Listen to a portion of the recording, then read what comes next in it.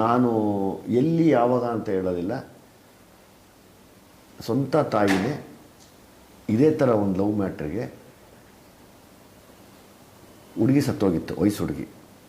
ಸರಿ, ನಮಗೆ ವಿಷಯ ಗೊತ್ತಾಯಿತು, ಓಡೋಗಿ ನೋಡಿದ್ರೆ ಇಲ್ಲ ಹ್ಯಾಂಗ್ ಮಾಡ್ಕೊಂಬಿಟ್ಲು ಅಂದ್ರೆ ಅವಾಗಿನ್ನ ಅಷ್ಟು ಪೊಲೀಸು ಇದು ನಮಗೆ ಸೋಷಿಯಲ್ ಮೀಡಿಯಾ ಇರಲಿಲ್ಲ. This is around 20-30 years back ಏನೋ.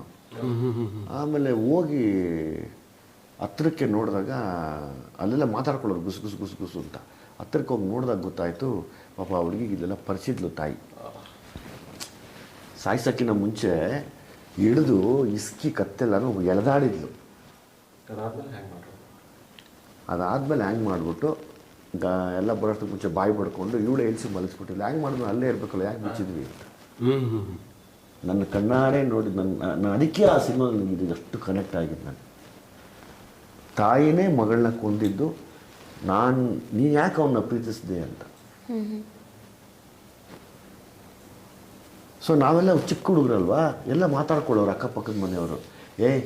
ಬನ್ರಿ ಅದೇನು ನೇಣು ಹಾಕೊಂಡ್ಬಿಟ್ರೆ ಆ ಹುಡುಗಿ ಹಂಗೆ ಕತ್ತಗೆ ಇದಿರ್ಬೇಕಲ್ವಾ, ಅದು ಹೆಂಗ್ರಿ ಮಾರ್ಕೋದು, ನೋಡಿದ್ರೆ ಹತ್ರ ಹೋಗಿ ಅಂತ. ಆವಾಗ ಅಬ್ಸರ್ವ್ ಮಾಡಿದ್ರೆ ಇಲ್ಲೆಲ್ಲ ಪರಿಚಿತ ಮಾರ್ಕೆಟ್. ಪಾಪ ಎಲ್ಲ ಚಿಕ್ಕ ಚರ್ಮ ಸುಲಿಯುತ್ತಲ್ಲಮ್ಮ, ಹಂಗೆ ಸುಲಿದೋಗಿತ್ತು. ನಾನು ಲೈವಲ್ಲಿ ನೋಡಿದ್ದು ಒಂದು ಡೆತ್. ಅದು ಆ ಹುಡುಗಿ ತಾಯಿಗೆ ವಿರುದ್ಧವಾಗಿ ಯಾರೋ ಇನ್ನೊಬ್ಬನ್ನ ಲವ್ ಮಾಡಿಬಿಟ್ಟಿದ್ಲು ಅಂತ.